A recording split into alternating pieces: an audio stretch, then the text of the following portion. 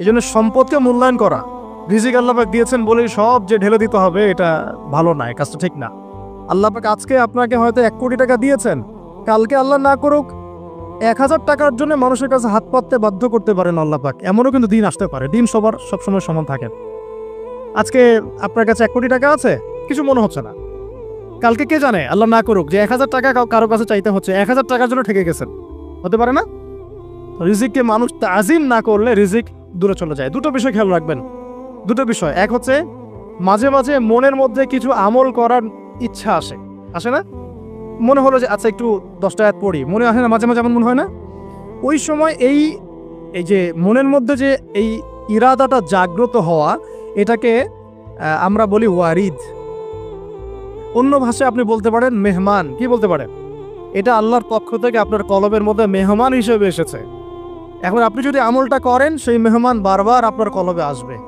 যদি আপনি ওই সময় আমলটা না করেন, মেহমান চলে যাবে, মেহমান অসম্মানিত হলে পরে আর আসবে না। একইভাবে রিজিক আল্লাহ পাক দিয়েছেন, এর তাজিম যদি করতে পারেন রিজিক বেশি আসবে। রিজিকের তাজিম সম্মান করতে না পারলে রিজিক আসবে না, বেশি কমে যাবে। উসমান রাদিয়াল্লাহু আনহু সবচেয়ে ধনী ছিলেন না? কেন জানেন? কেন? এটা কি জানেন কেন ধনী ছিলেন? একে তো তিনি প্রচুর দান সদকা করতেন, এটা তো আপনারা জানেনই। আরেকটা জিনিস অনেকে জানে না, তিনি উটের পিঠে বসেছিলেন, কিছু একটা খাচ্ছিলেন, এই 2-1টা দানা পড়ে গেছে নিচে। উটের পিঠ থেকে নেমেছেন, নেমে সেই দানা উঠিয়েছেন, পরিষ্কার করেছেন, ধুয়েছেন, আবার খেয়েছেন। তার এই 2-4টা দানার কোনো কিন্তু মানে পরোয়া না করলেও চলে, তার প্রচুর অর্থ সম্পদ আছে। এত অর্থ সম্পদ যে তাবুক যুদ্ধের দিন 30,000 সেনাবাহিনীর দায়িত্ব নিয়েছেন। 30,000 সেনাবাহিনীর দায়িত্ব নিয়েছেন। সেনাবাহিনী যাবে, থাকবে, খাবে, তাঁবু টাঙাবে, সব দায়িত্ব তার। 30,000 সেনাবাহিনীর দায়িত্ব নেওয়া কি চারটাখানি কথা? তো এই সাহাবী এই কয়েকটা খাবারের দানা উঠিয়ে খেলেন। নবী সাল্লাল্লাহু আলাইহি ওয়াসাল্লাম বলেছিলেন যে তোমাকে আল্লাহ পাক রিজিক বাড়িয়ে দিবেন না কেন? তুমি রিজিকের যে তাজিম, যে সম্মান তুমি করো, এর বদৌলতে আল্লাহ পাক তোমাকে বেহিসাব রিজিক দিবেন। দুইটা বিষয় খেয়াল রাখবো। আমলের মেহমান হৃদয়ের মধ্যে আসলে তাকে ফিরাই না দেওয়া, তাহলে সেই মেহমান কিন্তু আর আসবে না। মেহমানকে মূল্যায়ন করলে মেহমান বারবার আসবেন ইনশাআল্লাহ। আর রিজিকের তাজিম না করলে রিজিক কিন্তু আপনার ঘরে বেশি বেশি আসবে না।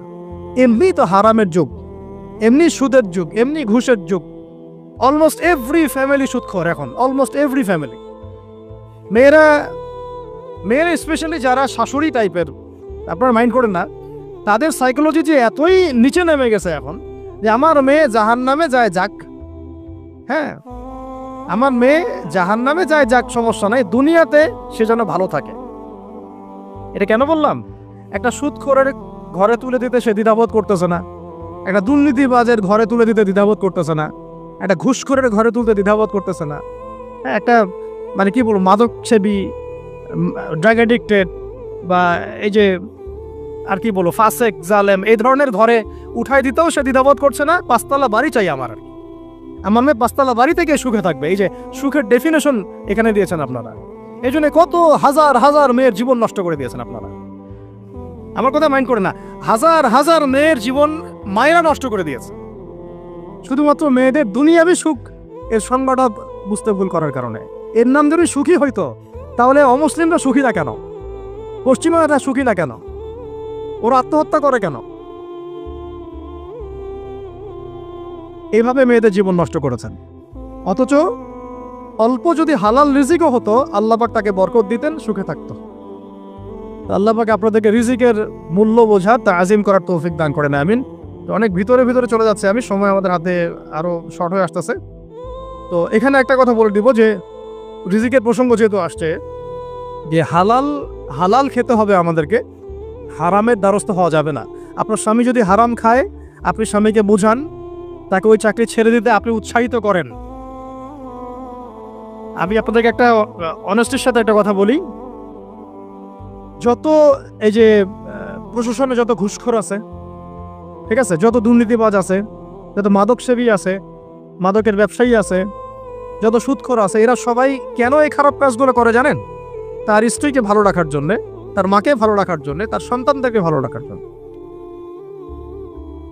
তাহলে স্ত্রী হিসেবে, সন্তান হিসেবে, মেয়ে হিসেবে আপনি বলবেন যে আমাদের এইসব ভালোর দরকার নাই আব্বু, হে আমার প্রিয় স্বামী আমার এসব ভালোর দরকার নাই, হে আমার ছেলে আমার এসব ভালোর দরকার নাই, তুই হালাল পথে থাক, ওইখানে তুই আমাকে ডাল ভাত খাওয়া, আমি খুশি আছি। এভাবে আপনারা তাদেরকে মোটিভেট করেন, দেখবেন সমাজে হারাম কমে গেছে ইনশাআল্লাহ।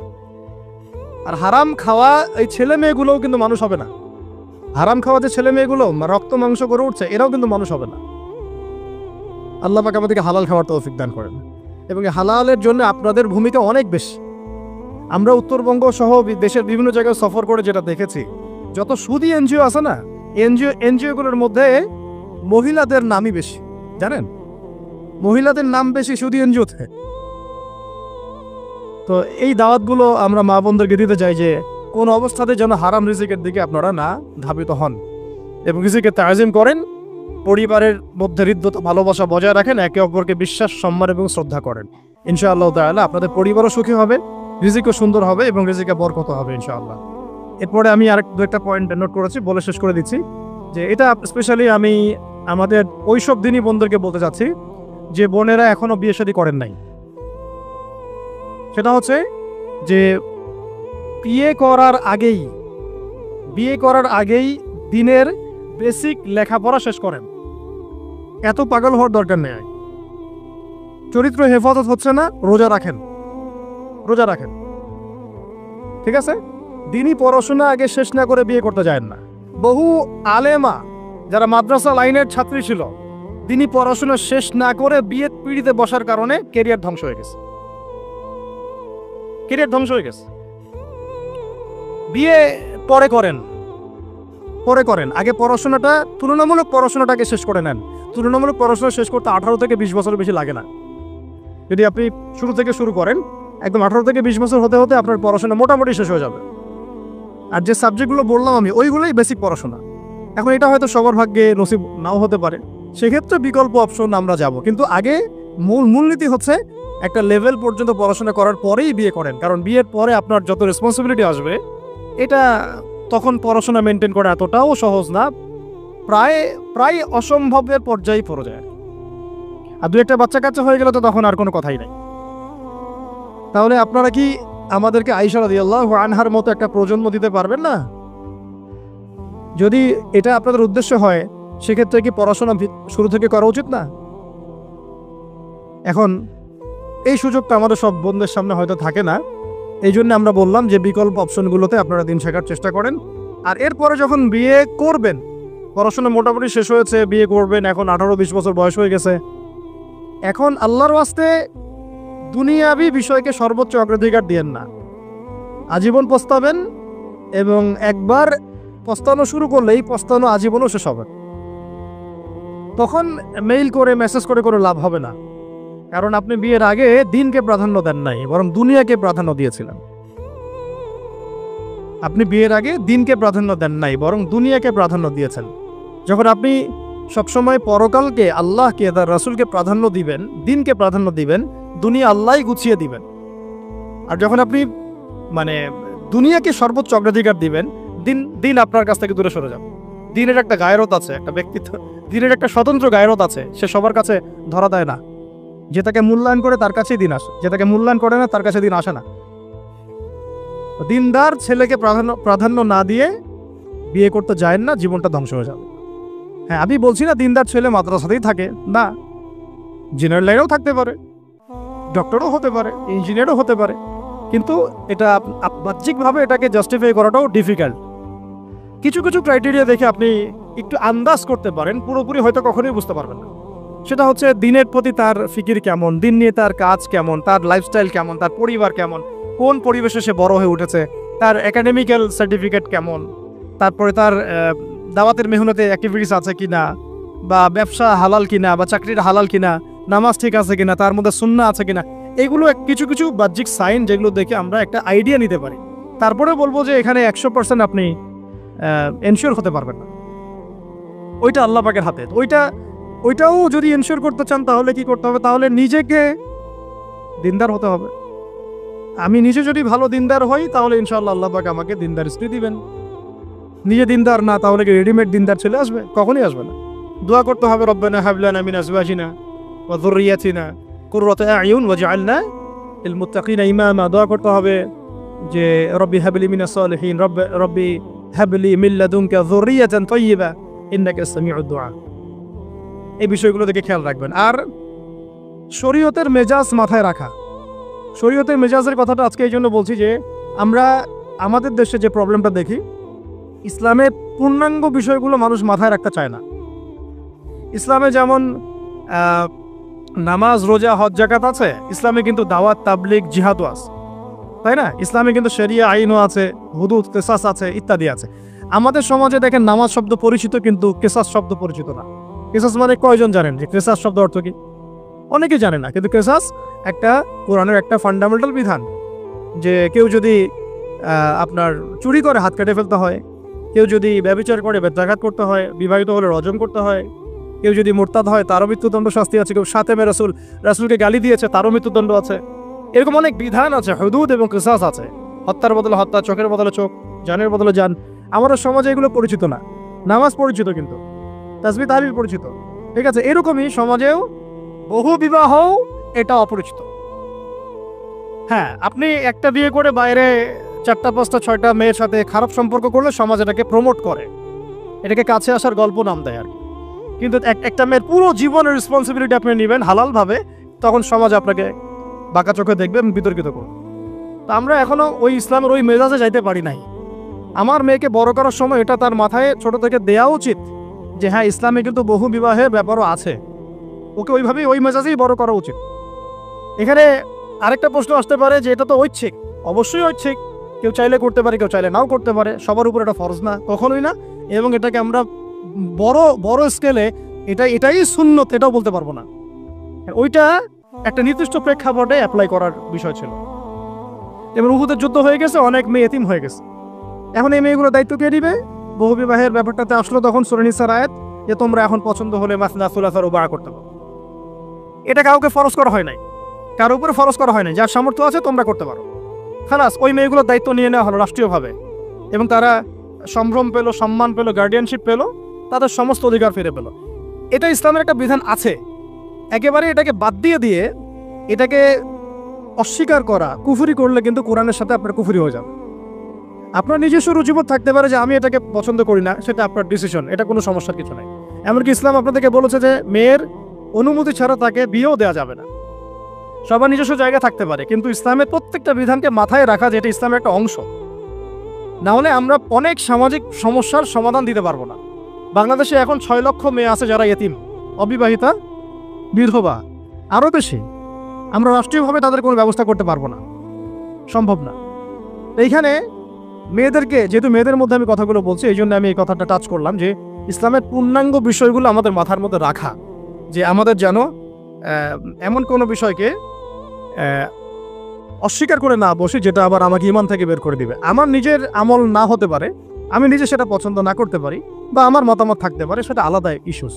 কিন্তু ইসলামের বিধানগুলোকে আমরা কোনোভাবে যেন ডিনাই করতে না যাই, এটা আমাদের মাথায় রাখতে হবে। আর এটা সমাজের কল্যাণের জন্যই আল্লাহ রাব্বুল আলামিনের পক্ষ থেকে একটা এখতিয়ার দেওয়া হয়েছে।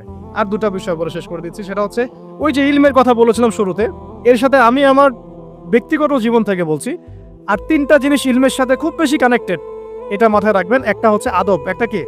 আদব। আদব রক্ষা করতে না পারলে ইলম অর্জন করতে পারবেন না। তাই আদব রক্ষা করার জন্য আমাদেরকে ওই জেনারেল লাইনে পড়াশোনার মেজাজটা ত্যাগ করে আসতে হবে।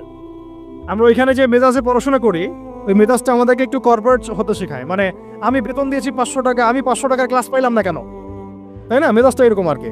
অথচ এখানে ওস্তাদের দোয়া নেওয়ার জন্য আমাদেরকে সিরিয়ালে দাঁড়িয়ে থাকতে হবে। এটা হচ্ছে এই প্ল্যাটফর্ম, এটা হচ্ছে ওই অন্য জায়গা। এখানে একজন নবী হয়েও মুসা আলাইহিস সালাম যুগের পর যুগ হাঁটছেন এমন একজন ব্যক্তির সাক্ষাতের জন্য যিনি তার চেয়ে বেশি জ্ঞানী। তার নাম খিদর আলাইহিস সালাম, যিনি তাকে সাথে নিতে চাচ্ছেন না। তিনি বলছেন যে ইন্নাকা লান তাসতাতিআ মাইয়া সাবরা, তুমি তো আমার সাথে ধৈর্য ধরতে পারবে না। কিন্তু মুসা আলাইহিস সালাম তারপরে চললেন, বারবার প্রশ্ন করলেন, কিন্তু শেষ পর্যন্ত সম্পর্ক কিন্তু নষ্ট হয়ে গেল। মনে আছে কি সূরা কাহফের কথা বলছে। এটা হচ্ছে এই ইলমের জায়গাটা এমন একটা ইলমের জায়গা যেখানে আদব রক্ষা না করলে ইলম পাওয়া যাবে না। আরেকটা বিষয় হচ্ছে তাসকিয়া, ইলম অর্জন করে উস্তাদের কাছ থেকে দোয়া নেওয়া এবং আত্মশুদ্ধি অর্জন করা। মনের মধ্যে কোনো হিংসা না রাখা। আমাদের সবার এখন মনের মধ্যে যে হিংসা দিয়ে ভর্তি, হিংসাগুলোকে ছেড়ে দেন, মন বড় করে ফেলেন। আল্লাহর জন্য ছেড়ে দেন, হিংসা ত্যাগ করেন, গীবত করা বন্ধ করে দেন, অপবাদ দেয়া তো একেবারেই নিষেধ, পরশ্রী কাতরতা ছেড়ে দেন, মনটাকে একদম খালেস করে রাখেন। একদম সাহাবী সম্পর্কে নবীজি বলছেন, এই যে এখন যে সাহাবী ঢুকবে মসজিদে ও জান্নাতি, সবাই আগ্রহ নিয়ে বসে আছে কে এসে ঢুকলেন জান্নাতি। পরের দিনও সেম কথা, এখন যে ঢুকবে সে জান্নাতি। সেম সাহাবী ঢুকলেন, পরের দিনও সেম কথা, এখন যে ঢুকবে সে জান্নাতি। সেম সাহাবী ঢুকলেন। এবার একজন সাহাবী কৌশল করে তার বাসায় গেলেন, দেখি তো কি আমল করে সে। তো দেখলেন তো রাত্রেবেলা তাহাজ্জুদে উঠতেছে না, এসব নামাজ পড়ে ঘুমায় গেছে, ফজরের নামাজে উঠলো। 3 দিন থাকলেন, 3 দিন সেম। তখন তিনি বললেন, আচ্ছা ভাই, তোমার ব্যাপারে নবীজি এরকম মন্তব্য করেছেন, তোমাকে তো এমন কোনো খাস আমল করতে দেখলাম না।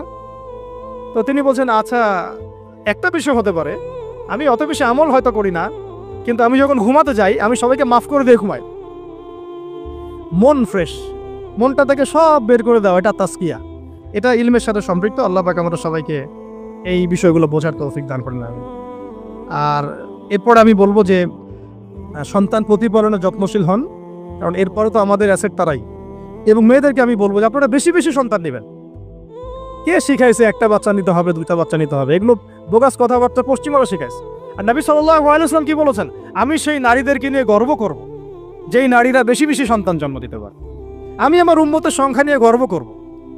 হ্যাঁ, সবার ফিজিক্যাল কন্ডিশন এক না হতে পারে, কিন্তু এই মানসিকতাটা ত্যাগ করতে হবে যে আমার একটাই, 2টি সন্তানের বেশি নয়, একটি হলে আরো ভালো হয়।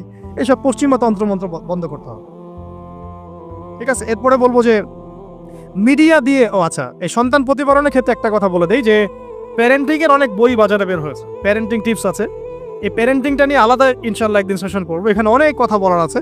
সন্তান প্রতিপালন একটা শিল্প, সন্তান প্রতিপালনটা একটা শিল্প, খুব ধৈর্যের কাজ, সবরের কাজ, লেগে থাকার কাজ। সন্তানকে সময় দেওয়া, ওর খাবারের দিকে খেয়াল রাখা, ওর মানসিকতার দিকে খেয়াল রাখা, ওর ফিজিক্যাল অ্যাক্টিভিটিস দিকে খেয়াল রাখা, ওর মানে আত্মা দূষিত হয়ে যাচ্ছে কিনা এটা খেয়াল রাখা, ওর ভালো একাডেমিক পরিবেশ নিশ্চিত করা, ভালো ওস্তাদ দেওয়া, ওর সাথে মেশা, ওকে আদর করা, অনেক কিছু আছে। এটা নিয়ে ইনশাল্লাহ আমরা একদিন আরেকটা সেশন করবো ইনশাল্লাহ। তো সন্তান প্রতিপালনের সাথে আমি বলবো যে প্রচলিত যে মিডিয়াগুলো, এই জি বাংলা, স্টার জলসা, এই যে পিছনে লেখা আছে যে অপসংস্কৃতি, এক কথায় বিজাতীয় অপসংস্কৃতি, এই মিডিয়াগুলো বাসা থেকে বন্ধ করে দেন। একেবারে টেলিভিশনের দরকার নেই। বাস অনলাইনে আমরাও কিছু কিছু ক্ষেত্রে আসলে আমরাও অনলাইনের মধ্যে ডুবে গেছি। আমি নিজেও ফিকির করছি, চেষ্টা করছি এখান থেকে বের হওয়ার জন্য। আপনারাও বের হন, মানে প্র্যাকটিক্যাল জীবনে আসেন। এটা একটা ভার্চুয়াল জগৎ, এখান থেকে আমরা যা দেখি এটা আমাদের মাথার মধ্যে প্রভাব বিস্তার করে। বহু সামাজিক ঘটনা এবং পারিবারিক অঘটন এই ফেসবুক, ইউটিউব থেকে হচ্ছে। এই কন্টেন্টগুলো দেখা আমাদেরকে বন্ধ করতে, বাস্তবতার সাথে এগুলো কোনো সম্পর্ক নাই। আমাদের কিতাব পড়ার অভ্যাস বেশি করে বাড়াতে হবে, ওস্তাদদের সোহবতে যাওয়া, আমল করা, কান্নাকাটি করা, দোয়া করা, ইস্তেগফার করা, আল্লাহর সাথে কানেকশন। আল্লাহ পাক আমাদেরকে মিডিয়ার এই রং ঢং বলি আমি, মিডিয়ার এই রং ঢংগুলো ত্যাগ করতে হবে। মিডিয়া একটা কিছু দেখলে আমাকে কেন কিনতে হবে? কেন আমি একটা মিডিয়াতে দেখলাম যে এরকম একটা নতুন অর্নামেন্টস আসছে, আমাকেই কেন কিনতে হবে? কেন আমাকে, কেন আমি ওটার জন্য আবার বাসা চাপ দিব? কেন ওইটা আমি আমার পরিবারের ফাসাদ সৃষ্টি করার কারণ হবে? প্রয়োজন নাই। আর আমাদের মানে মাদ্রাসার মেয়েদেরকেও এসব থেকে দূরে রাখতে হবে, মিডিয়া থেকে দূরে রাখতে হবে। মানে সব মিডিয়া উপকারী না, বরং মিডিয়ার মধ্যে 99% ইসলামিক মিডিয়া না। যদি এটা হতো যে সব এর মধ্যে অ্যাটলিস্ট 10% ইসলামিক মিডিয়া, তাহলে বলতাম ওগুলো অ্যাটলিস্ট দেখেন। এখানে কিন্তু সেই সুযোগটাও পাচ্ছেন না। খুব কম মিডিয়া আমাদেরকে প্রকৃত বিষয়টা শেখায় এবং সত্যের কাছাকাছি নিয়ে আসে। বেশিরভাগ মিডিয়াই প্রতারণাপূর্ণ এবং কর্পোরেট সেকশন, এগুলো থেকে আল্লাহ পাক আমাদেরকে দূরে থাকার তৌফিক দান করেন এবং এই কালচারগুলো ছেড়ে দেন। হিন্দুদের কালচারের সাথে আমাদের কি সম্পর্ক? আমরা মুসলিম, আমরা মুহাম্মদ সাল্লাল্লাহু আলাইহি ওয়াসাল্লামের উম্মাহ, আমাদের সাথে মুশরিকদের কি সম্পর্ক? আমরা কেন ওদের সংস্কৃতি গ্রহণ করব? কিসের জন্মদিন, কিসের মৃত্যু দিবস, হ্যাঁ, কিসের এসব গায়ে হলুদ, কিসের এসব বৌভাত, এগুলো কি? এগুলোর সাথে আমাদের কি সম্পর্ক?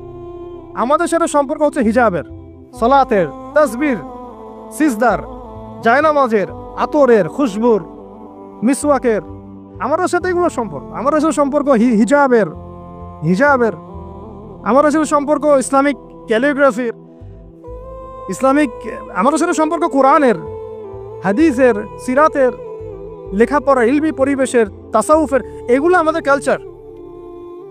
তো কালচার খুব ইম্পর্টেন্ট। কালচার থেকে দূরে সরে গেলে আমাদের আকীদা নষ্ট হয়ে যায়। আল্লাহ পাক আমাদেরকে আমাদের কালচার ধরে রাখার তৌফিক দান করেন। আর দুটো কথা হচ্ছে, হিজাবে কঠিন হন, হিজাব একটু কঠোর হয়ে যান। এটা নিয়ে হয়তো আলোচনা শুনেছেন আপনারা, আমি জানি না পয়েন্টটা এসেছিল কিনা। হিজাবে আরও অনেক কঠিন হতে হবে আমাদেরকে, আস্তে আস্তে আরও। একবারে তো হয়তো আপনারা সব কিছু শক্ত করে ধরতে পারবেন না, অ্যাটলিস্ট আপনার ধারাবাহিকতা বজায় রাখ। হিজাবে অনেক কঠিন হওয়ার চেষ্টা করি।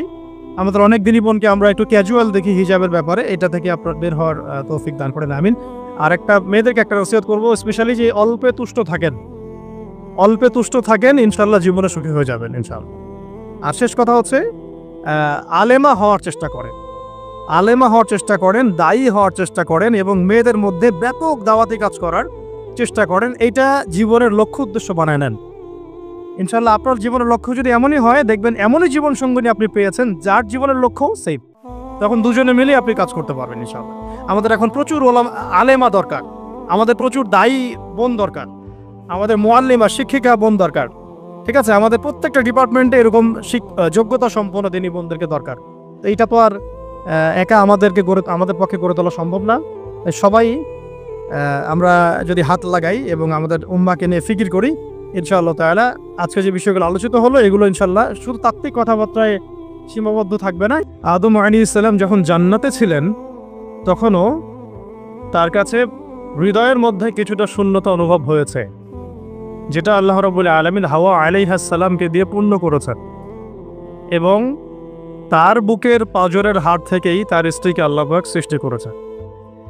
এবং উভয়ের প্রতি আল্লাহ পাকের নির্দেশ কিন্তু সমান ছিল। এমন না যে আদম আলাইহিস সালামকে বলা হয়েছে এই গাছের কাছেও যেও না, হাওয়া আলাইহিস সালামকে বলা হয় না, এই ব্যাপারটা কিন্তু এমন নয়। বরং উভয়ের প্রতি সমান আদেশ ছিল, ওয়ালা তাকরাবা হাদিহিশ শাজারা। তাকরাবা শব্দটা দ্বিবচন, তোমরা দুজনের কেউই এই গাছের কাছে যাবে না। অর্থাৎ আল্লাহ পাকের যে আদেশগুলো আসমানি কিতাবের মাধ্যমে আমাদের কাছে এসেছে, এগুলো নারী এবং পুরুষের জন্য সমান। ক্ষেত্র বিশেষে কিছু কিছু সূরতে আমলের, চলাফেরার, উসুলের কিছু পার্থক্য আছে। আমভাবে প্রত্যেকটা নসিহত এবং আদেশ কিন্তু নারী পুরুষ সবার জন্য সমান। আমরা যদি চাই যে বাংলাদেশের মাটিতে দিন প্রতিষ্ঠা করতে, তাহলে শুধুমাত্র পুরুষদের ভূমিকা যথেষ্ট না, কোশ্চিনকালও যথেষ্ট না। কারণ প্রত্যেকটা পুরুষই কোনো না কোনো মায়ের সন্তান, কোনো স্ত্রীর স্বামী, কোনো বোনের ভাই, অথবা কোনো মেয়ের বাবা। তাহলে যদি শুধু পুরুষবাচক শব্দে আমরা সমাজ সংস্কার করতে যাই, আমরা ব্যর্থ হব। দুঃখের সাথে বলতে হচ্ছে এটা, কিছু কিছু ক্ষেত্রে আমাদের আত্মসমালোচনার দরকার আছে। আমরা পুরুষদের মধ্যে যে পরিমাণ মেহনত করেছি, করছি এবং করার পরিকল্পনা করছি, তার 50% আমরা মেয়েদেরকে নিয়ে ফিকির করছি না। যে কোনো দিনী বোন যদি হেদায়েতপ্রাপ্ত হন আল্লাহর পক্ষ থেকে, তারপরে সে যে পড়াশোনা করবে, এই পড়াশোনা করার মতো উপযুক্ত প্রতিষ্ঠানও আমরা তাদেরকে দিতে পারি না। নিরাপত্তা, পর্দা এবং সহজলভ্যতা, যে সহজেই সে জ্ঞান শিখবে নিরাপত্তার সাথে, পর্দার সাথে, বাসার কাছাকাছি, মাহরামদেরকে সাথে নিয়ে, এমন পরিবেশ কিন্তু হাজারে একটা মেয়েও পাচ্ছে বলে আমার মনে হয় না। তো এই অবস্থা চলতে থাকলে আমরা ইসমাইল আলাইহিস সালামদেরকে জন্ম দিতে পারবো না। যদি প্রত্যেকটা পরিবারের কর্তা ইব্রাহিম না হন এবং মায়েরা হাজরা আলাইহিস সালাম এবং সারা আলাইহিস সালামের মতো না হন, তাহলে তো ইসমাইলি প্রজন্ম আমরা জন্ম দিতে পারবো না। সেক্ষেত্রে আমরা আল্লাহ পাকের জমিনে দিন প্রতিষ্ঠাও করতে পারবো না। এই পৃথিবীতে আমাদের কাজটা কি? 1 নম্বর হচ্ছে আল্লাহ পাককে চিনতে শেখা, আল্লাহ পাকের সামনে আত্মসমর্পণ করা, তার নবীর সুন্নতগুলো মেনে চলা, হালাল খাওয়া, একটা আদর্শ পরিবার গঠন করা, সন্তানদেরকে মানুষ করা, দিনের দাওয়াতের কাজ করা এবং দিনটাকে আল্লাহর জমিনে প্রতিষ্ঠার চেষ্টা করা। এছাড়া কি আমাদের কোনো কাজ আছে পৃথিবীতে? বাকি যে কাজগুলো সেগুলো আনুষঙ্গিক এবং সেগুলো ইবাদত হিসেবে গণ্য হবে যদি আল্লাহর জন্য হয় এবং রাসূলের তরিকায় হয়। যেমন কেউ যদি ঘুমায়, ঘুমানোর কাজটাও তো ইবাদত, যদি সেটা রাসূলের তরিকা মোতাবেক হয়। সিম্পল। খাওয়া দাওয়া করা আমরা আমাদের চাহিদায় খাই, কিন্তু এটাও ইবাদত হিসেবে গণ্য হবে যদি খাওয়ার সুন্নাতটা আমরা ঠিকমতো আদায় করতে পারি। তাহলে প্রতিটা কাজই সুন্নাত, এবং ইবাদত হবে যদি আমরা সেটা তরিকা ঠিক রাখি। মূল কাজগুলো কি? মূল কাজগুলো হচ্ছে যে, আবার বলতেছে, মূল কাজগুলো হচ্ছে 1, এই পৃথিবীতে আল্লাহকে চেনা, আল্লাহকে চিনতে শেখা। 2, আল্লাহ রাব্বুল আলামিনের সামনে শর্তহীন আত্মসমর্পণ, শর্ত সাপেক্ষে না, একদম নিঃশর্ত আত্মসমর্পণ। 3, আল্লাহ পাকের সমস্ত হুকুম আহকামগুলো মেনে চলা। 4, রাসূলুল্লাহ সাল্লাল্লাহু আলাইহি ওয়াসাল্লামের আদর্শ প্রত্যেকটা কাজে বাস্তবায়ন করা, সুন্নতের উপর থাকা। 5, হালাল খাওয়া। 6, আদর্শ পরিবার গড়ে তোলা। 7, সন্তান প্রতিপালন। 8, সৎ কাজে আদেশ। 9, অসৎ কাজে নিষেধ। 10, আল্লাহ পাকের এই জমিনের মধ্যে দিনটাকে প্রতিষ্ঠার চেষ্টা করা, যার যা সামর্থ্য আছে তাই দিয়ে। কেউ জান দিয়ে করবে, কেউ মাল দিয়ে করবে, কেউ কথা দিয়ে করবে, কেউ লিখনি দিয়ে করবে, কেউ প্রয়োজনে আল্লাহর পথে জিহাদ করবে, কেউ প্রয়োজনে শহীদ হবে। যার যেটা সুরত সে সেভাবে করবে। এছাড়া কি দুনিয়াতে আমাদের কোনো কাজ আছে? এই কাজগুলোর মধ্যে, এই কাজগুলোকে যদি আমরা বাস্তবায়ন করতে পারি তাহলে দুনিয়াতেও সফল হব ইনশাল্লাহ, পরকালেও জান্নাতে যাব ইনশাল্লাহ। এই তো, এই কাজগুলো যদি আমরা বাস্তবায়ন করতে পারি দুনিয়াতেও সফল হব ইনশাআল্লাহ এবং পরকালেও জান্নাতে যাব ইনশাআল্লাহ। এক্ষেত্রে এই গন্তব্য হাসিল করার জন্যে যে কাজটা সবার আগে দরকার, এতক্ষণ যেগুলো বললাম, এই গন্তব্যটা হাসিল করার জন্য সবার আগে যে কাজটা দরকার সেটা হচ্ছে সেটা হচ্ছে শরিয়াতের একটা ন্যূনতম জ্ঞান অর্জন করা।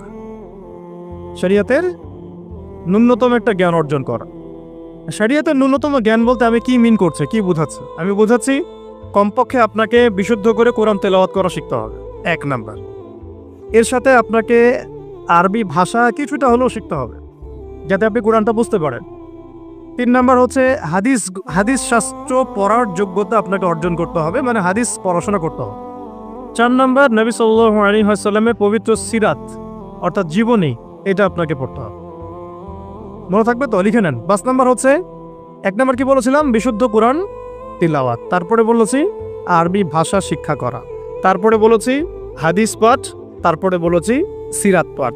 5 নাম্বার হচ্ছে আকীদা বিশুদ্ধ করা। আকীদা বিশুদ্ধ করা। আকীদার অনেক কিতাব আছে এবং আকীদার আর অনেক দার্সও আছে, এটা নিয়ে আমরা পরে আলোচনা করব ইনশাআল্লাহ।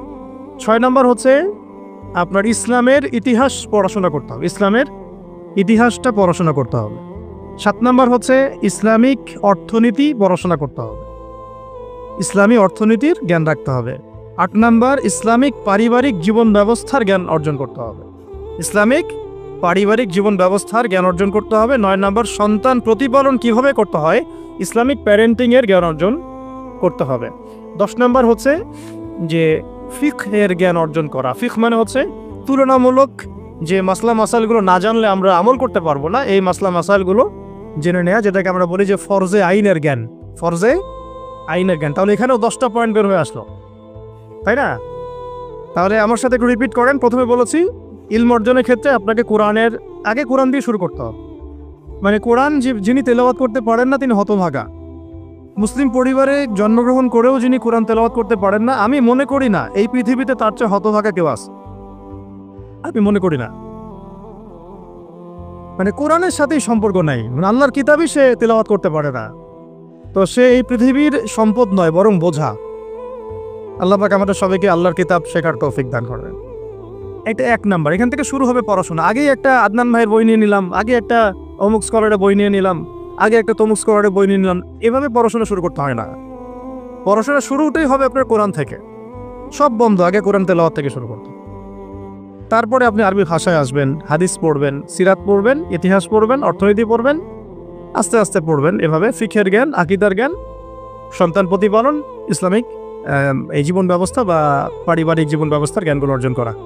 তো ইনশাআল্লাহ আমরা এই জ্ঞানগুলো অর্জনের চেষ্টা করবো তো ইনশাআল্লাহ। এখন কঠিন প্রশ্ন হচ্ছে, এখন আমি তো বললাম একটা তাত্ত্বিক কথা বললাম, এখন আপনিও জানেন আমিও জানি, এইটা আপনি এখন কিভাবে করবেন, সম্ভব কি না আপনার পক্ষে? কারণ এখানে অনেকেই, বেশিরভাগই হয়তো বা জেনারেল ব্যাকগ্রাউন্ডের মানুষ, যারা অনার্সে পড়েছেন, মাস্টার্স পড়েছেন বা এখন ফ্যামিলি লাইফে আছেন, কেউ কখনোই মাদ্রাসার দুয়ারেও যেতে পারেন নাই। তাই এখন যদি আপনি এগুলো শুরু করতে চান তাহলে আপনার সামনে অপশন কি আসলে? আপনি কি আবার শুরু থেকে মাদ্রাসায় ভর্তি হতে পারবেন? উত্তর হচ্ছে না। তাহলে সেকেন্ড অপশন হচ্ছে মাদ্রাসা ভিত্তিক যদি শর্ট কোর্স চালু করা হয়, সেই শর্ট কোর্সগুলো আপনাকে করতে হবে, এছাড়া তো কোনো অপশন নাই। 3 নম্বর আরও প্রশ্ন আসবে, এটা কি আপনি অফলাইনে সব জায়গায় মুভ করে করে করতে পারবেন? উত্তর হচ্ছে না। যদি আপনার অফলাইনে আপনার সামনে কোনো সুযোগ থাকে তাহলে তো ভালো, যে আপনার বাসার পাশে একটা মাদ্রাসা আছে বা আপনার এলাকাতে একটা সুন্দর মাদ্রাসা আছে, এটা থাকলে তো আলহামদুলিল্লাহ এবং ভালো, আমরা চাই সেটাই হোক। কিন্তু সবার ক্ষেত্রে এটা পসিবল হয়ে ওঠে না, এই কারণে অনলাইনের কোর্সগুলোর দিকেও একটু ফোকাস করতে পারেন, যাতে ঘরে বসে পর্দার সাথে আপনি কোর্সগুলো করতে পারেন। 4 নম্বর পয়েন্ট হচ্ছে এই কোর্সগুলো করলেই আবার সব শেখা যায় না, কারণ অনলাইনের কোর্সগুলো তো আপেক্ষিক, এগুলো সব সামনাসামনি বসে তো পড়ানো হয় না, এই কারণে ইফেক্টটা আসে না। এই যে সামনে বসে লেকচার দিচ্ছে, এটার যে ইম্প্যাক্ট, এটা অনলাইন লেকচার শোনার ইম্প্যাক্টটা সেম না কখনোই। এই জন্য আমরা সবসময় বলি যে ওস্তাদদের সামনে গিয়ে দার্স নেওয়া আর কি, এই সুযোগটা তো সবাই সব মেয়ে পাচ্ছেন না। এই জন্য আমরা আপনাদের প্রতি আহ্বান করব এবং আমরাও উদ্যোগ নেওয়ার চেষ্টা করব, যাতে প্রত্যেকটা বিভাগীয় শহরে অ্যাটলিস্ট প্রত্যেকটা বিভাগীয় শহরে মেয়েদের জন্য একটা স্বনামধন্য একটা আদর্শ দিনী মার্কাজ প্রতিষ্ঠা করা যায়, যেখানে অফলাইনে আমাদের দিনী বোনরা এসে সপ্তাহে 2 দিন 3 দিন দিন শিখবেন। এতে ইনশাল্লাহ 1 বছর অনলাইনে পড়ার চাইতে বেশি ফায়দা হবে ইনশাল্লাহ। কিন্তু এই কাজটা আমার একার পক্ষে করা সম্ভব না, ওনার একার পক্ষে করা সম্ভব না, তো এটা আবার আমাদের সবাইকেই হাত লাগাতে হবে। আমার কাছে এত অর্থ সম্পদ নাই, আমার কাছে কোনো জায়গা জমিও নাই, থাকলে আমরা আল্লাহর রাস্তা ফি সাবিলিল্লাহ দিয়ে দিতাম। যাদের কাছে আছে তারা এগিয়ে আসেন, প্রতিষ্ঠান গড়ে তোলেন, প্রত্যেকটা এলাকায় একটা করে মেয়েদের মার্কাজ গড়ে তোলেন, টিচারদেরকে আমরা ট্রেন করে দিব ইনশাল্লাহ, সিলেবাস আমরা দিয়ে দিব ইনশাল্লাহ, মল্লিমা আমরা পাঠাবো ইনশাল্লাহ। একটা এলাকার বোনদেরকে যেন বাইরে যেতে না হয়, সে এলাকার মধ্যেই তারা 100 জন 50 জন বসে বসে দিন শিখবে। সম্ভব না এটা করা?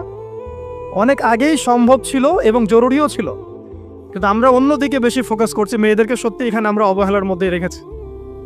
এখন আমার মেয়ে হয়েছে বলে আমি খুব কনসিয়াস যে আমি এখন মেয়ে নিয়ে কী করবো, আমার মেয়েকে আমি কিভাবে বড় করব। এখন তো আমি মেয়েকে পড়তে অন্য কোথাও পাঠাবো না, কারণ সিকিউরিটি কনসার্ন। আমি আমার মেয়েকে কোথাও মেসে থাকতে দিব না, সিকিউরিটি কনসার্ন, এবং আমাদের গায়রতের খেলাফ, ব্যক্তিত্বের খেলাফ। তাহলে আমার মেয়েকে পড়াশোনা করানোর জন্য আমাকেই প্রতিষ্ঠান গড়ে তুলতে হবে, এবং এমন প্রতিষ্ঠান যেখানে আমার মেয়ে দুনিয়াবি জ্ঞানও পাবে, পরকালের জ্ঞানও পাবে। এটা তো অ্যাভেলেবল না, তো অ্যাভেলেবল হবে কখন? যখন সবাই হাত লাগাবো। দেখেন, আমি একটা হাদিস মনে করে দিই আপনাদেরকে, এটা বলতে চাচ্ছিলাম না কিন্তু বলছি। নবী সাল্লাল্লাহু আলাইহি ওয়াসাল্লাম একদিন ঈদের খুতবা দিচ্ছিলেন, এবং ওই খুতবাতে তিনি বলেছিলেন যে, হে মুসলিম নারীগণ, আমি জাহান্নামে দেখে এসেছি যে তোমাদের সংখ্যা বেশি। মুসলিম নারীগণের সংখ্যা বেশি এটাও হাদিসের সঠিক ফাহাম না, মানে পুরো এই উম্মতের মধ্যে নারীদের একটা বড় অংশ জাহান্নামে যাবে এই উম্মতের মধ্যে। তো তোমরা বেশি বেশি সাদাকা করো, তোমরা বেশি বেশি সদকা করো, একটা খেজুরের টুকরা দান করে হলেও জাহান্নাম থেকে বাঁচো। তো এটা বলার পরে বেলাল রাদিয়াল্লাহু আনহু একদিক থেকে আরেক দিক হাঁটছিলেন, সাথে একটা কাপড় ছিল। নারীরা তাদের কেউ গলার হার, কানের দুল, হাতের চুড়ি, এগুলো সোনার সব খুলে খুলে দান করছিলেন।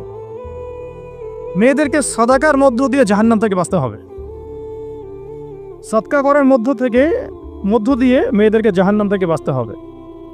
আজকে যদি আপনি একটা প্রতিষ্ঠান গড়ে দিয়ে যেতে পারেন, এটা যদি আরও 50 বছর সাস্টেইন করে, এই 50 বছর এখানে যত মানুষ দিন শিখবে, সমস্ত মানুষের ইলমের নেকি আপনি পাবেন। আমরা কিন্তু সবাই ব্যক্তি স্বার্থ নিয়ে চিন্তা করি, দুনিয়ার স্বার্থটাকে বেশি প্রাধান্য দেই। আমার 500 জায়গা আমি দিয়ে দিব, আপনি দিচ্ছেন না, বরং আপনি পরকালের জান্নাতের একটা জায়গা আপনি সার্টিফাইড করছেন। কে জানে, হয়তো এই ওসিলে আপনার জান্নাতের ফয়সালা হয়ে যেতে পারে। কেউ 10% জমির মধ্যে একটা মসজিদ করেছে, হতে পারে এই মসজিদের ওসিলায় আল্লাহ পাক তাকে জান্নাত দিতেও পারে। কেউ একটা মাদ্রাসা প্রতিষ্ঠা করেছে, এখানে হাজার হাজার স্টুডেন্ট পড়াশোনা করছে, কে জানে হয়তো এই ওসিলায় আল্লাহ পাক তাকে পরকালে জান্নাত দিতে পারেন। তো সাদাকা, এগিয়ে আসা এবং শিক্ষা খাতে নিজেদের জানমাল, অর্থ সম্পদকে ব্যয় করা আমাদের একার পক্ষে এখন আর এগুলো সম্ভব না। হ্যাঁ, যদি আমার কাছে রাষ্ট্রীয় কোনো ক্ষমতা থাকতো বা শিক্ষা বিভাগের কোনো ক্ষমতা থাকতো, তাহলে প্রত্যেকটা মসজিদ ভিত্তিক আমরা মেয়েদের আলাদা শিক্ষার ব্যবস্থা করতাম। মসজিদ ভিত্তিক প্রতিষ্ঠানের প্রয়োজনই নাই, মসজিদের মধ্যে একটা আলাদা কর্নার করে ফেলা যায়, মেয়েদের জন্য স্বতন্ত্র, এখানে কোনো পুরুষের এন্ট্রেন্সই থাকবে না। মেয়ে শিক্ষিকা, মেয়ে ভলান্টিয়ার সবই মেয়ে, এবং ওস্তাদদেরকে দিয়ে এখানে ফরজে আইন থেকে শুরু করে তাদেরকে একটা মৌলানা পর্যন্ত পড়ানো সম্ভব। উদ্যোগ নেওয়া হয় নাই বিগত 30 বছর 40 বছরে। তো ইলম অর্জনের পথে আবার এরকম প্রতিবন্ধকতা আসবে, সেগুলোকে ফেস করার বা সেগুলো সলভ করার জন্য আমাদেরকে কিন্তু ফিকির করতে হবে। আর এই ফিকিরটা একজন দুজন মানুষের কাঁধে চাপিয়ে দিয়ে আপনি কিন্তু দায়মুক্ত হতে পারবেন না। যেমন আজকে সেমিনার এখানে করেছি, আপনারা চাইলে কিন্তু এই ধরনের সেমিনার আপনাদের এলাকাতেও করতে পারেন, সেখানে গেস্ট হিসেবে তাদেরকে ডাকতে পারেন। দাওয়াতের মেহনত শুরু হয়ে গেল। যদি বসে থাকেন যে প্রত্যেক 2 মাস পর পর ওস্তাদারা আয়োজন করবেন এবং আমরা যাব, তো এটা তো তখন এককেন্দ্রিক কাজ হয়ে গেল। তার রেজাল্টটা কিন্তু মানে সামান্য রেজাল্ট পাবেন আপনি, আর যদি সবাই হাত লাগান রেজাল্টটা বেশি হবে। তা আমি আপনাদেরকে উদ্বুদ্ধ করতে চাই যে দিনের পথে আপনারা দাওয়াতের মেহনতে নেমে আসেন, এমনকি দিন প্রতিষ্ঠার সংগ্রামে আমাদের পাশে দাঁড়ান। কিন্তু এর আগে যোগ্যতা অর্জন করেন, যোগ্যতাটা ইলমি যোগ্যতা। আল্লাহ পাক আপনাদেরকে বোঝার তৌফিক দান করে নেন। এটা এক নম্বর। এবং ইলমের পথে প্রতিবন্ধকতা কথাগুলো বললাম, এগুলোকে ফেস করার এবং এগুলোকে যেন রিকভার করতে পারি আমরা, সেই তৌফিক আল্লাহ আমাদের জন্য সবাইকে দান করেন। তো একটা মানে খুশির সংবাদই বলবো আপনাদেরকে দিতে চাচ্ছি যে আমরা এই মিরপুর উত্তরার এই এলাকাটার মধ্যে আমরা চেষ্টা করছি যে অফলাইনে এরকম 2-1টা দিনই মার্কাজ প্রতিষ্ঠা করার, আপাতত ভাড়াতেই। এবং ইনশাআল্লাহ অল্প সময়ের মধ্যে আমরা ঢাকা শহরে, ইনশাআল্লাহ ঢাকা শহরে হোক অথবা ঢাকা শহরের একটু সাইডেই হোক, আমরা নিজস্ব জায়গা কিনে প্রতিষ্ঠান করে দেখাবো ইনশাআল্লাহ। এবং আমাদের পরিকল্পনা হচ্ছে একদম ফ্রম দ্য ভেরি বিগিনিং, এই নুরানি থেকে শুরু করে, প্লে গ্রুপ থেকে শুরু করে আস্তে আস্তে গ্র্যাজুয়ালি দাওরা হাদিস এবং মাস্টার্স পর্যন্ত নিয়ে যাওয়া, দুটাই যেন থাকে। এবং আমার পরিকল্পনা হচ্ছে মাস্টার্সের পরে আমাদের ছেলেমেয়েরা যেন বড় বড় ফ্যাকাল্টিগুলোতে পড়াশোনা করতে পারে, ওই রাস্তাগুলো খুলে দেয়া। তো এই কাজগুলো আমার একার পক্ষে আসলে সম্ভব না। আপনারা যদি এগিয়ে আসেন সবাই, দিনী ভাইরা, দিনী বোনরা এবং আমাদের বিত্তশালী যারা আছেন, যাদেরকে আল্লাহ পাক সৎ হৃদয় দিয়েছেন এবং দান সৎকা করার মতো মানসিকতা দিয়েছেন, ইনশাআল্লাহ আসেন একসাথে হাত লাগায় কিছু করি, আল্লাহ পাক করার তৌফিক দান করে। আর এই দেশের এই সময়টা, দেশের চলমান এই সময়টা আমাদের জন্য দিনের কাজ করার একটা উর্বর সময়। এখন যদি আমরা এই বিষয়গুলো গুছিয়ে নিতে পারি, ইনশাআল্লাহ আগামী 10 বছর পরে ভালো ফলাফল পাবো ইনশাআল্লাহ। আমার মেয়ের বয়স আজকে থেকে 10 বছর পরে হবে 11 বছর। তো 11 বছর বয়সে আমি আয়েশাকে কোথায় দেখতে চাই, মারিয়ামকে কোথায় দেখতে চাই, ঠিক আছে, আমি আমার মেয়ে খাদিজাকে কোথায় দেখতে চাই, এটা আমাকে এখন থেকে ফিকির করতে হবে। রেডিমেড কিছুই পাবেন না, এই যুগ রেডিমেড আপনাকে কিছু দিবেই না। যদি মনে করেন একটা স্কুল প্রতিষ্ঠান চাচ্ছে রেডিমেড, যেখানে বাচ্চাকে ঢুকাবো ওকে আলেমা বানিয়ে বের করে দিবে, এমন কোনো প্রতিষ্ঠান আপনি পাবেন না। রেডিমেড কিছু হয় না, নিজের অনেক কন্ট্রিবিউশন লাগে এখানে। শুধু প্রতিষ্ঠান, শুধু কিতাব কখনোই একজন ব্যক্তির ভবিষ্যৎ গড়তে পারবে না। শুধু প্রতিষ্ঠান, শুধু কিতাব পারবে না। তো অনেক গভীরে চলে যাচ্ছি, মূল কথাটা আশা করি বোঝাতে পেরেছি। ইলম যেমন অর্জনও করতে হবে, ইলম মানুষের কাছে সহজলভ্য করার প্ল্যাটফর্মও তৈরি করতে হবে। আল্লাহ পাক আপনাদের সবাইকে এগিয়ে আসার তৌফিক দান করে নেন। আমিন। আসেন শুরু করি, আমরা শুরু করি ইনশাআল্লাহ। আল্লাহ বল তারা বেশি সম্মানিত যারা প্রথমে শুরু করে। যদি আমরা এরকম 5টা প্রতিষ্ঠান করে ফেলি ঢাকায়, তখন দেখবেন দিনী বোনের অভাব নাই, অনেক হাজার হাজার বোন আসছেন সেমিনারে। কিন্তু তারা আসছেন কখন? যখন এটা রেডি হয়ে গেছে তখন। আর আপনারা এসেছেন কখন? যখন কিছুই ছিল না তখন। তো এটা লাই আসতে আমি আইন, এটা কখনো সমান হবে না। আল্লাহ পাক আমাদেরকে অগ্রজ হওয়ার তৌফিক দান করে নেন। ইলমের সাথে 2 নম্বর যে পয়েন্টটা নোট আউট করবেন সেটা হচ্ছে বেশি বেশি আমল করা। আমলবিহীন ইলমের কোনো মূল্য নাই। আমলবিহীন ইলমের কোনো মূল্য নাই। এখন আমল করাটা কি খুব কঠিন? আমি আপনাদেরকে আমার ওস্তাদের একটা কথা বলি। আমার ওস্তাদ আমাদেরকে শিখিয়েছেন, বলেছেন যে আমল প্রতিদিন করা, অল্প হলেও প্রতিদিন করা। প্রতিদিন আপনি 10 পারা পড়তে পারবেন না হয়তো, ঠিক আছে, 2 পৃষ্ঠা পড়েন। প্রতিদিন আপনি হয়তো 20টা হাদিস পড়তে পারবেন না, 2টা হাদিস পড়েন। প্রতিদিন হয়তো আমরা তাহাজ্জুদ, চাশত, আওয়াবিন, ফরজ, সুন্নাহ সব একসাথে হয় না, তাই না? তো ঠিক আছে, আপনি 8 রাকাত করে পড়তে পারছেন না, 2 করে না হয় পড়েন। 2 রাকাত তাহাজ্জুদ পড়েন, তাহাজ্জুদ হক আদায় হয়ে গেল। সকালে 2 রাকাত নামাজ পড়ে নেন, চাশতের হক আদায় হয়ে গেল। এইভাবেই মানে কথা হচ্ছে যে আমল করা, নিয়মিত করা, যদিও সেটা অল্প হয়, এটা কিন্তু কঠিন কিছু না। আল্লাহ পাক যার জন্য সহজ করে দেন তার জন্য সহজ। অজু করে ওয়াশরুমে গিয়েছেন, অজু করে ফেলেন, অজু দিয়ে 2 রাকাত নামাজ পড়ে ফেলেন। চলতে ফিরতে আপনারা তো ঘরের কাজে বেশি ব্যস্ত থাকেন, চলতে ফিরতেই সুবহানাল্লাহ, আলহামদুলিল্লাহ, লা ইলাহা ইল্লাল্লাহ, আল্লাহু আকবার পড়তে থাকেন, আস্তাগফিরুল্লাহ ওয়া আতুবু ইলাইহি পড়তে থাকেন, দরুদ শরীফ পড়তে থাকেন। এমন না যে ঘটা করে সবসময় আমলে বসতে হবে, এটা জরুরি না। প্রতিটা কাজের সাথে আমল আছে। তো সবচেয়ে ইম্পর্টেন্ট আমলগুলো হচ্ছে নামাজ, ফরজ নামাজটুকু, এর সাথে আমি বলবো কোরআন তেলাওয়াত, তাহাজ্জুদ, এর সাথে বলবো যে আদব রক্ষা করা, আখলাক ঠিক রাখা, আদব রক্ষা করা, আখলাক ঠিক রাখা। একজন মহিলার এক্সাম্পল দিব, বেসিক্যালি এটা দুইজন মহিলার এক্সাম্পল, তো আমি একজনের কথা বলছি। একজন সাহাবী এসে নবী সাল্লাল্লাহু আলাইহি ওয়াসাল্লামকে বলেছিলেন যে আমাদের বাসার পাশে একজন মহিলা আছে, প্রচুর ইবাদত করে, কোনো নামাজ মিস নাই, কোনো নফল রোজা মিস নাই, খুবই পরেশগার, খুবই মুত্তাকি, খুবই খুবই উঁচু লেভেলের মুত্তাকি একজন মহিলা বলে মনে হয় আমাদের কাছে। কিন্তু তিনি তার প্রতিবেশীর সাথে ঝগড়া করেন, এবং বাজে ল্যাঙ্গুয়েজ ইউজ করেন। নবী সাল্লাল্লাহু আলাইহি ওয়াসাল্লাম বলেছেন যে তিনি জাহান্নামী, নাউযুবিল্লাহ। আরেকজন মহিলা সম্পর্কে বক্তব্য এসেছিল, আরেকজন সাহাবী বলেছেন যে আমাদের বাসার পাশে একজন মহিলা আছে, তেমন কোনো নামাজ, খুব বেশি ইবাদত করেন না, কিন্তু তার আখলাক চরিত্র খুব নরম কোমল। নবী সাল্লাল্লাহু আলাইহি ওয়াসাল্লাম বলেছেন তিনি জান্নাতি। তাহলে আমরা এই হাদিসটা থেকে বুঝতে পারছি যে আমলের মূলনীতিটা আসলে কি। আমল মানে এই না যে একেবারে সবসময় আমাকে নামাজ, রোজা, হজ জায়গাতেই ফোকাস করতে হবে। আমার আদাব ও মুআশারাটাও অনেক বড় ব্যাপার, চলাফেরা, ওঠা বসা, আমাদের ডিলিংসগুলো। তো এখানে আমি একটু বলবো আপনাদেরকে, কারণ এই যুগটা তো অনলাইনের যুগ, মিডিয়া দ্বারা প্রভাবিত হওয়ার যুগ, বিভিন্ন সিরিয়ালস আমাদের মাথায় এখনও বসে আছে।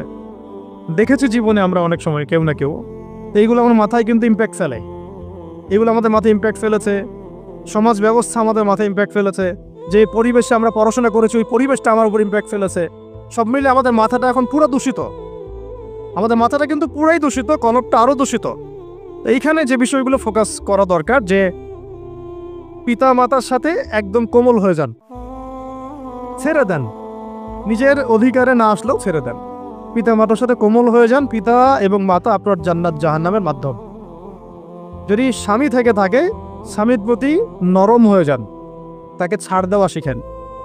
সবচেয়ে বড় কথা, তাকে মহব্বত করা তো অবশ্যই জরুরি, মহব্বতের চাইতেও বেশি জরুরি স্বামীকে বিশ্বাস করা এবং তাকে সম্মান করা। এমন কোনো কথা এবং কাজ না করা যেটা স্বামীর গায়রত বা ব্যক্তিত্ব আঘাত করে।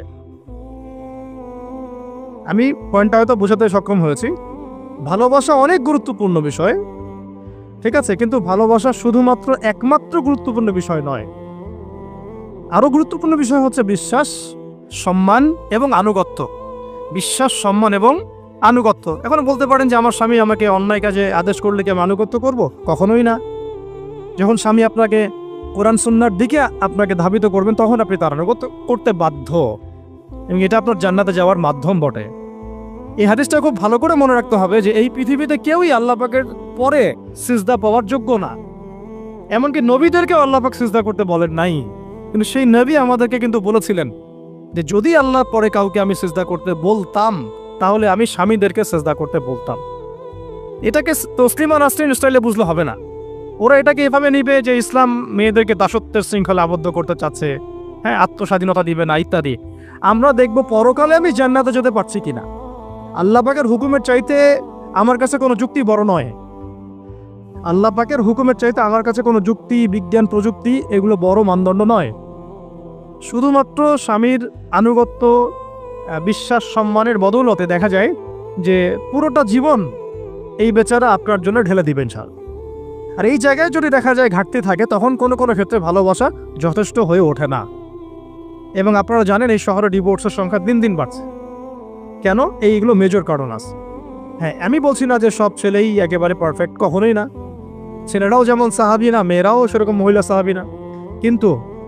কিন্তু সবর, আনুগত্য, নরম কোমলতার কোনো বিকল্প নাই। উভয় পক্ষের জন্যই নসিহতগুলো আর কি, স্বামীর জন্য এবং স্ত্রীর জন্য।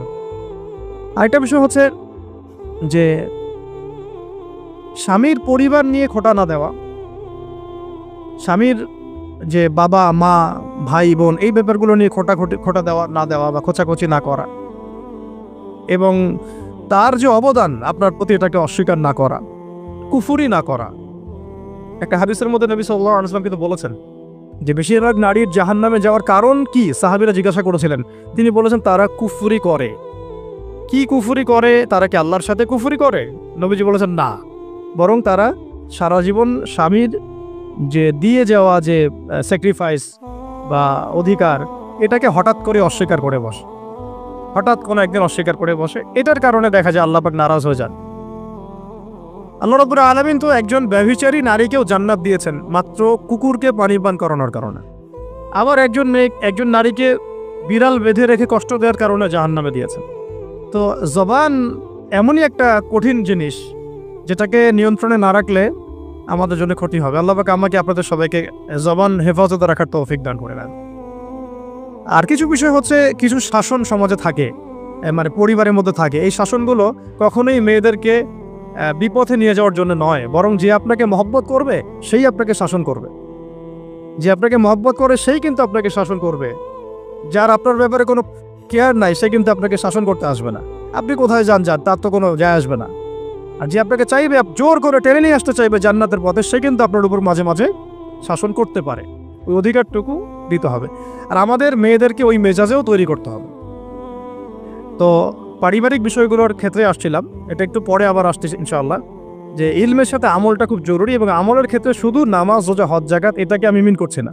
মিন করছি যে আমার বাবার সাথে সম্পর্ক, মায়ের সাথে সম্পর্ক, আত্মীয়দের হক আদায় করছি কিনা, প্রতিবেশীর সাথে রিলেশন ঠিক আছে কিনা, এবং স্পেশালি পরিবারে স্বামীর সাথে আমার এই বিষয়গুলো ঠিক আছে কিনা। তো এগুলো যদি ঠিক থাকে, অল্প আমল যথেষ্ট হয়ে যাবে ইনশাআল্লাহ তাআলা। আল্লাহ পাক আমাদেরকে ইলম অনুযায়ী আমল করার তৌফিক দান করেন, আমিন। 3 নম্বর আমি পয়েন্ট নোট আউট করছিলাম মেয়েদের জন্য, যে আমি আমার মেয়েকে নসিহত করতাম যে বেশি বেশি দান সদকা করতে, বেশি বেশি দান সদকা করতে। মেয়েদের জন্য স্পেশালি সাদাকাটা বেশি করা উচিত। ছেলেরা তো সাদাকা করে, কম বেশি কিন্তু করে, যেহেতু তারা বাইরে থাকে। তো আপনারা সাদাকা করার জন্যে যদি স্বামীর অর্থ আপনাদের কাছে নেন, এটা দোষের কিছু না। চেয়ে নেওয়া, বলে নেওয়া, তাদের কাছ থেকে অর্থ নিয়ে সাদাকার একটা অংশ রাখা। দেখেন, আবু বকর রাদিয়াল্লাহু আনহুর নাম তো সবাই শুনেছেন। তিনি যখন খলিফা হয়েছিলেন তখন তার স্ত্রী কিছু কিছু করে সম্পদ জমিয়ে রাখতেন, খাবার জমিয়ে রাখতেন। পরে একদিন ভালো একটা খাবার রান্না করে খাইয়েছেন ওই জমিয়ে রাখা খাবার থেকে। এখান থেকে একটা বিষয় বুঝতে পারলাম, সম্পদ সেভ করা শিখতে হয়। একদম আমার ইনকাম আছে বলে যে একদম পুরো 1 লাখ টাকা ঢেলে দিতে হবে মাসে, জরুরি না। 10,000 টাকা করে সেভ করার চেষ্টা করেন, হয়তো এই 10,000 টাকা একটা পরিবারের ভরণ পোষণের জন্য যথেষ্ট হয়ে যাবে। ওই সেভ করা টাকাটা যদি আমি কালকে দান করে দিই আল্লাহর রাস্তায় বা অন্য কোনো মানুষকে, তার 1 মাসের খরচ হয়ে যাবে, বিশাল একটা উপকার হবে। আমরা কিন্তু কিছু টাকা পাইলেই কসমেটিক্স, নতুন জুয়েলারি, ঠিক আছে, নতুন কি আসলো বাজারে, নতুন কসমেটিক্স আর কি, এইগুলোর দিকে বেশি ফোকাস করি। এখান থেকে টাকা একটু জমিয়ে আমরা যদি আল্লাহর পথে ব্যয় করার চিন্তা করি, পরিবারে বরকত আসবে। এই জন্য সম্পদকে মূল্যায়ন করা, রিজিক আল্লাহ পাক দিয়েছেন বলেই সব যে ঢেলে দিতে হবে, এটা ভালো না, কাজটা ঠিক না। আল্লাহ পাক আজকে আপনাকে হয়তো 1 কোটি টাকা দিয়েছেন, কালকে আল্লাহ না করুক 1000 টাকার জন্য মানুষের কাছে হাত পাততে বাধ্য করতে পারেন আল্লাহ পাক। এমনও কিন্তু দিন আসতে পারে, দিন সবসময় সমান থাকে। আজকে আপনার কাছে 1 কোটি টাকা আছে, কিছু মনে হচ্ছে না, কালকে কে জানে আল্লাহ না করুক যে 1000 টাকা কারো কাছে চাইতে হচ্ছে, 1000 টাকার জন্য ঠেকে গেছেন, হতে পারে না। রিজিককে মানুষ তাজিম না করলে রিজিক দূরে চলে যায়। দুটো বিষয় খেয়াল রাখবেন, দুটো বিষয়। এক হচ্ছে মাঝে মাঝে মনের মধ্যে কিছু আমল করার ইচ্ছা আসে না, মনে হলো যে আচ্ছা একটু 10 টাকা পড়ি, মনে হয় না মাঝে মাঝে এমন মনে হয় না? ওই সময় এই যে মনের মধ্যে যে এই ইরাদাটা জাগ্রত হওয়া, এটাকে আমরা বলি ওয়ারিদ। অন্য ভাষায় আপনি বলতে পারেন মেহমান। কি বলতে পারেন? এটা আল্লাহর পক্ষ থেকে আপনার কলবের মধ্যে মেহমান হিসেবে এসেছে। এখন আপনি যদি আমলটা করেন, সেই মেহমান বারবার আপনার কলবে আসবে। যদি আপনি ওই সময় আমলটা না করেন, মেহমান চলে যাবে, মেহমান অসম্মানিত হলে পরে আর আসবে না। একইভাবে রিজিক আল্লাহ পাক দিয়েছেন, এর তাজিম যদি করতে পারেন রিজিক বেশি আসবে। রিজিকের তাজিম সম্মান করতে না পারলে রিজিক আসবে না, বেশি কমে যাবে। উসমান রাদিয়াল্লাহু আনহু সবচেয়ে ধনী ছিলেন না? কেন জানেন? কেন? এটা কি জানেন কেন ধনী ছিলেন? একে তো তিনি প্রচুর দান সদকা করতেন, এটা তো আপনারা জানেনই। আরেকটা জিনিস অনেকে জানে না, তিনি উটের পিঠে বসেছিলেন, কিছু একটা খাচ্ছিলেন, এই 2-1 দানা পড়ে গেছে নিচে।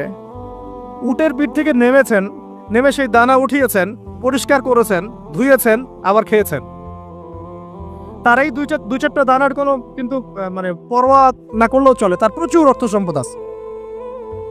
এত অর্থ সম্পদ যে তাবুক যুদ্ধের দিন 30,000 সেনাবাহিনীর দায়িত্ব নিয়েছেন, 30,000 সেনাবাহিনীর দায়িত্ব নিয়েছেন। সেনাবাহিনী যাবে, থাকবে, খাবে, তাঁবু টাঙাবে, সব দায়িত্ব তার। 30,000 সেনাবাহিনীর দায়িত্ব নেওয়া কি চারটাখানি কথা? তো এই সাহাবী এই কয়েকটা খাবারের দানা উঠিয়ে খেলেন। নবী সাল্লাল্লাহু আলাইহি ওয়াসাল্লাম বলেছিলেন যে তোমাকে আল্লাহ পাক রিজিক বাড়িয়ে দিবেন না কেন?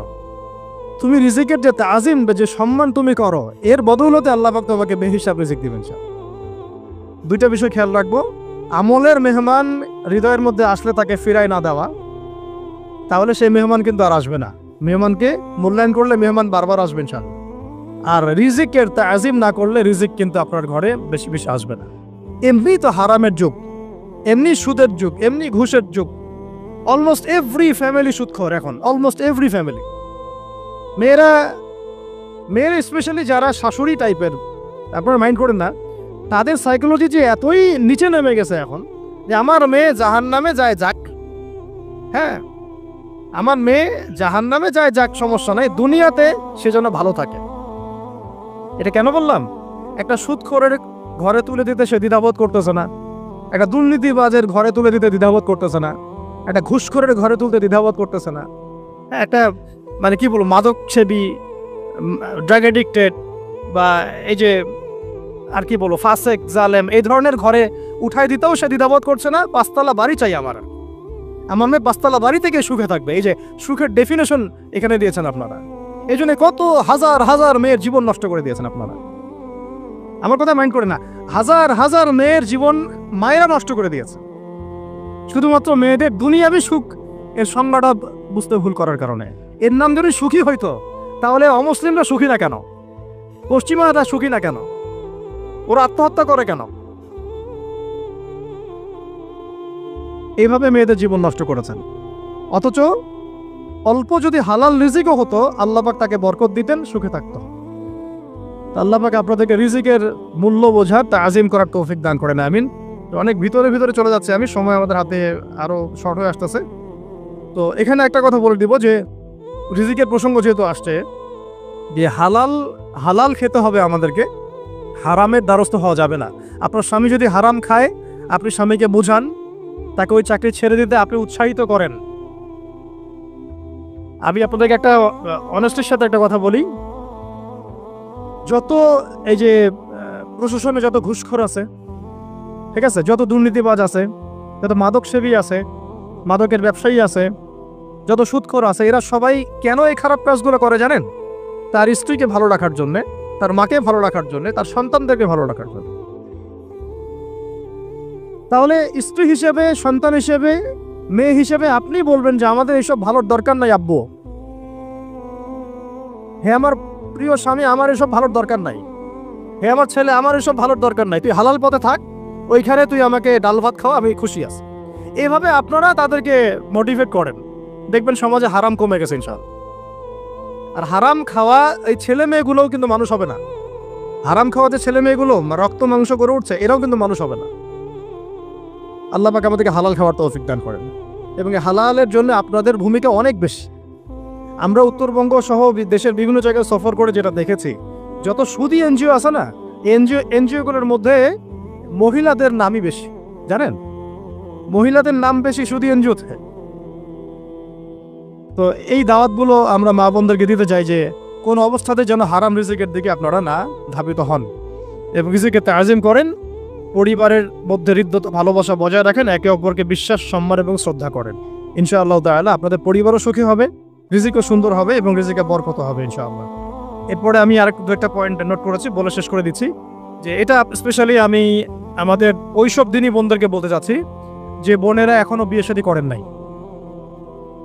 সেটা হচ্ছে যে বিয়ে করার আগেই দিনের বেসিক লেখাপড়া শেষ করেন। এত পাগল হওয়ার দরকার নেই। চরিত্র হেফাজত হচ্ছে না, রোজা রাখেন,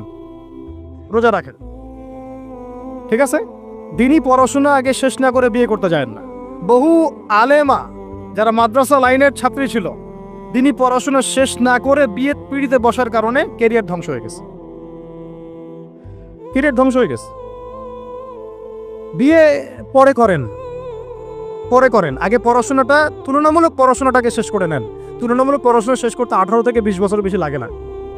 যদি আপনি শুরু থেকে শুরু করেন, একদম 18 থেকে 20 বছর হতে হতে আপনার পড়াশোনা মোটামুটি শেষ হয়ে যাবে। আর যে সাবজেক্টগুলো বললাম আমি, ওইগুলোই বেসিক পড়াশোনা।